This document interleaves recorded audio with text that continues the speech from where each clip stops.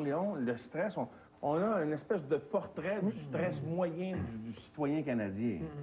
Mais en fait, ce qui est intéressant pour le stress à dire, ce qui est fondamental, c'est de savoir que le stress, c'est pas un bobo, c'est pas une maladie, c'est pas un problème en soi. En fait, c'est une réaction normale, naturelle, qui a été identifiée là, par Hans Selye, qui est un chercheur canadien. Il a simplement observé un phénomène. Et le stress, c'est la réaction normale quand on est dans une situation à laquelle on doit s'adapter ou qui est menaçante. Donc, c'est une réaction? C'est une réaction. Il n'y a pas du stress par anticipation également? Ça peut aussi, mais l'anticipation, en fait, on réagit à ce qu'on imagine qui s'en vient ou à ce qui est réel. Okay. L'exemple classique, c'est s'il rentrait un serpent dans le studio ici, là. Ça sauve la vie. OK, ça serait stressant, puis là, on devrait réagir vite, et là, la réaction de stress serait augmentation du rythme cardiaque, contraction des vaisseaux sanguins, l'adrénaline qui s'installe, tout ça pour devoir réagir vite. D'accord. Mais si c'est une corde qui est là, puis que tu as pris pour un serpent, la réaction va être la même. Donc, l'important, c'est pas tant le déclencheur lui-même que l'impression qu'on en a. Donc, le stress, c'est normal et c'est salutaire. Parce que s'il y a un serpent, il vaut mieux être alerte. Et puis que toutes ces réactions-là se produisent. Ça nous garde alerte, mais l'autre stress, je reviens au stress par anticipation. Exemple, tu as une audition pour un emploi, pour une chose intéressante, n'importe une entrevue. Avant de la faire, tu la visualises, tu n'es pas sûr comment ça va aller. Donc, est-ce que ça, c'est du stress ou c'est de l'angoisse? Ça peut être, en fait, ça dépend du niveau, encore une fois. Ça peut être salutaire. Quelqu'un qui arrive à une entrevue puis qui va voir, ça va aller, ça va être correct, il n'y a pas de problème, pas stressé, moi. Pas certain qu'il va avoir la job. Quelqu'un qui a un stress sain, qui arrive, puis qui est préparé, puis qui dit, OK, je vais affronter ça, pas comme un serpent, mais il y a quand même une situation à laquelle il faut que je m'adapte, etc. Bien là, il va avoir un stress qui va être sain. S'il est exagéré à outrance, ça ne fonctionne plus. Mais le problème, c'est quand le stress devient chronique.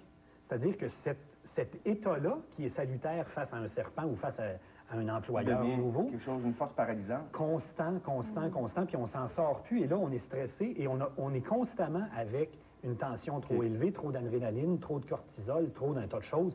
Et là, physiquement, on a toutes sortes de symptômes. On use la machine. On use la machine parce qu'elle est tout le temps en état d'alerte, alors qu'on ne devrait pas être en alerte 24 heures par jour. On n'est pas fabriqué pour ça. Là. Tu vas nous proposer des solutions, en tout cas, dans ton registre tout à l'heure, pour peut-être gérer ça d'une meilleure façon. Quoique, Dr Béliveau, je le disais en introduction, c'était pas par cynisme ou quoi que ce soit, mais il semble que ça fait quand même plusieurs années qu'on entend, qu'on voit dans une des magazines, qu'on voit des ouvrages, comme le vôtre notamment, qui a été écrit il y a quelques années. Vous avez même décidé de ne plus en écrire, les 4 clés de l'équilibre personnel, quand il faut soigner sa vie.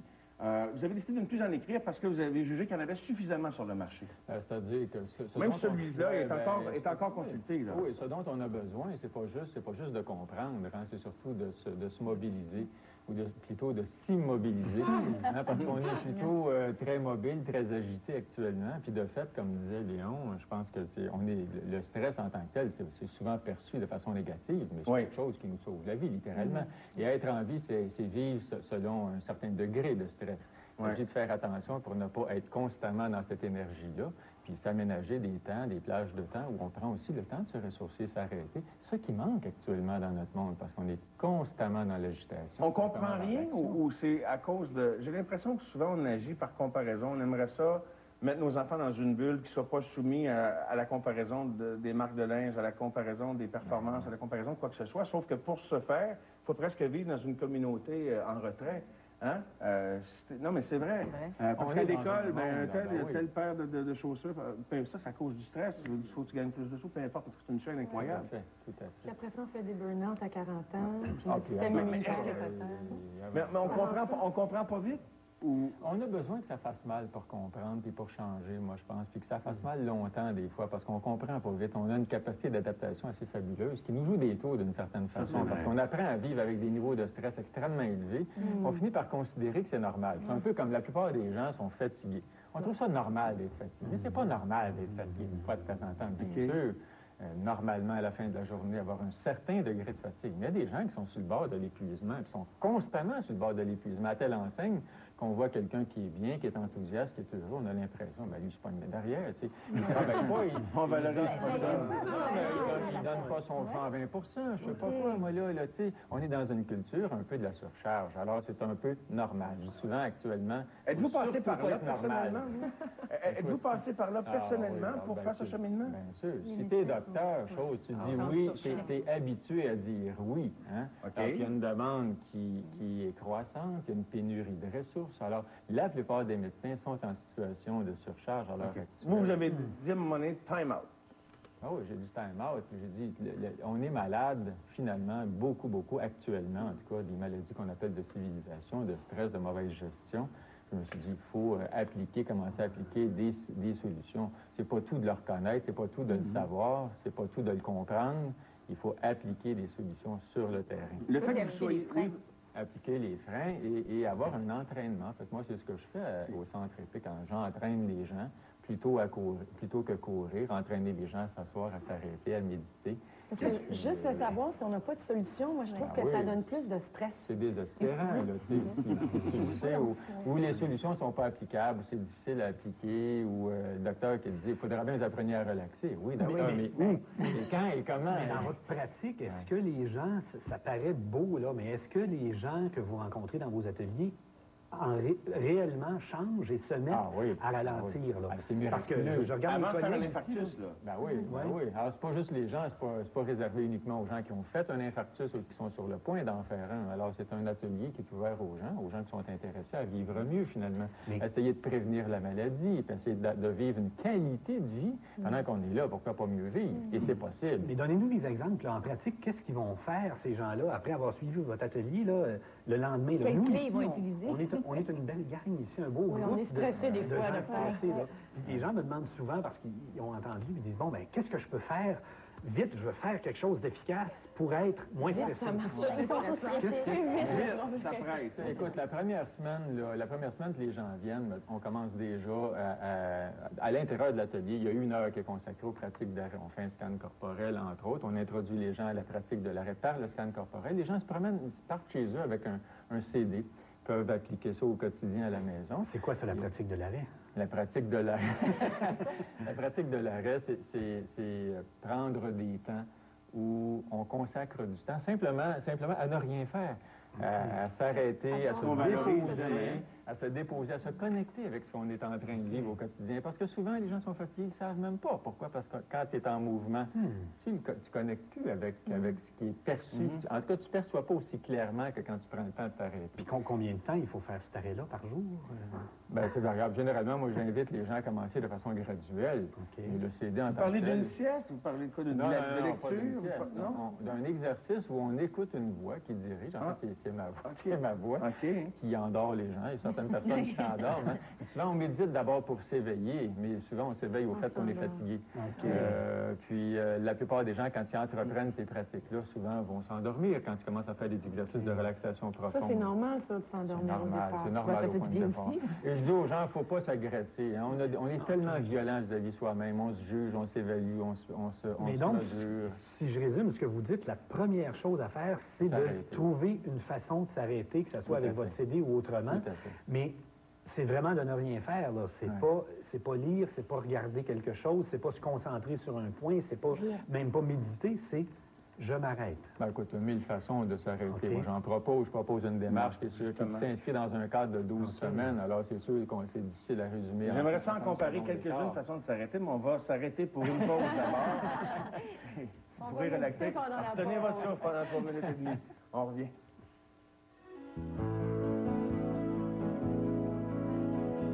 Léon, tu nous proposes justement méditation 101 aujourd'hui. C'est ça. Ben, en fait, il y a beaucoup d'outils, là, puis je vais revenir sur une méditation c'est une technique qui s'appelle la réponse de relaxation, qu'on appelle une espèce de méditation laïque qui est dépouillée de toute connotation religieuse ou quoi que ce soit.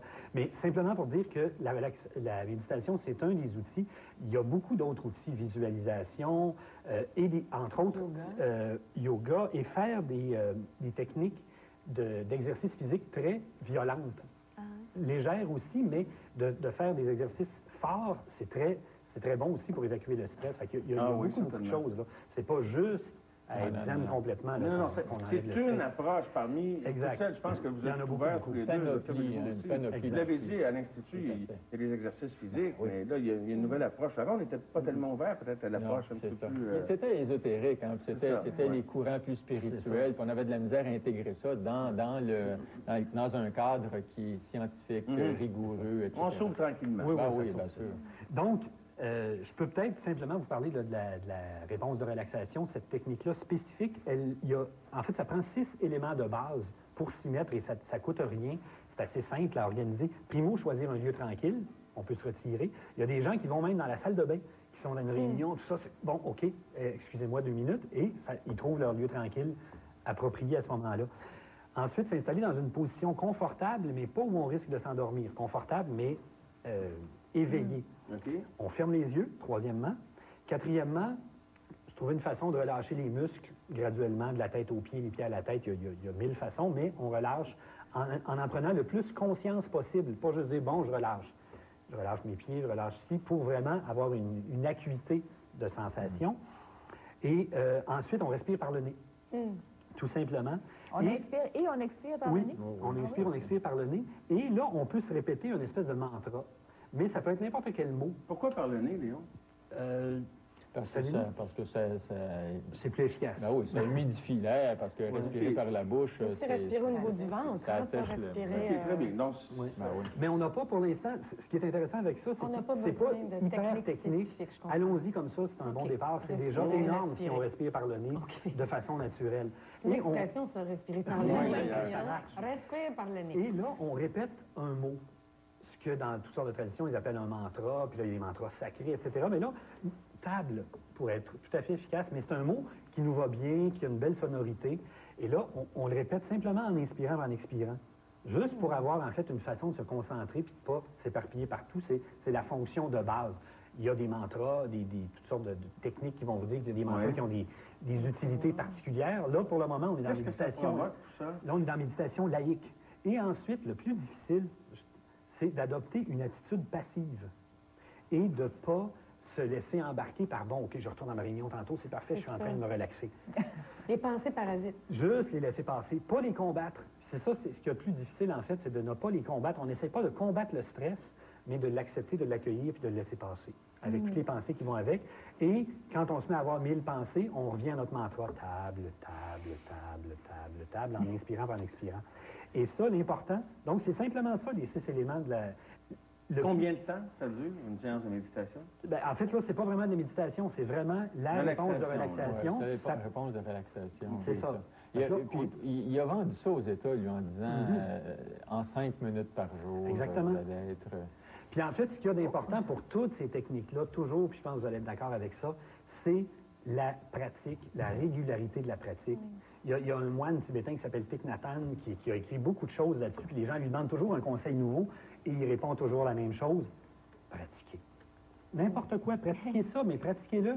Et idéalement, si c'est 5 minutes par jour, c'est déjà suffisant, mais pratiquez-le tous les jours, constamment, le plus possible. Mais là, il ne faut pas se stresser à dire, ah ben là, j'ai sauté une journée, ça ne marche pas. L'important, c'est d'avoir l'intention de commencer, de ne pas combattre le stress, mais de l'accueillir, de le laisser passer, puis de dire, OK, je commence aujourd'hui, j'en fais 5 minutes, j'espère en faire demain 5 minutes, on verra. Si on en fait 5 minutes demain, tant mieux, etc. Et ensuite, quand on a fait ça suffisamment longtemps, là, il y a une petite technique toute simple pour ramener ce qu'ils appellent le réflexe de tranquillité, c'est-à-dire que là, dans une réunion importante, en 30 secondes, en replongeant, en retrouvant, dans le fond, la qualité d'apaisement qu'on a à la maison quand on pratique, on peut, parce que là, le patron dit « Hey, puis là, ça va faire, puis t'as mal fait tes choses et tout », une bonne respiration nous ramène à ça. Et là, ça devient un outil absolument formidable qui peut être utilisé tout le temps. Mais ça, c'est à condition d'avoir fait. D'avoir pratiqué, c'est ça pratique. Merci beaucoup, Léon.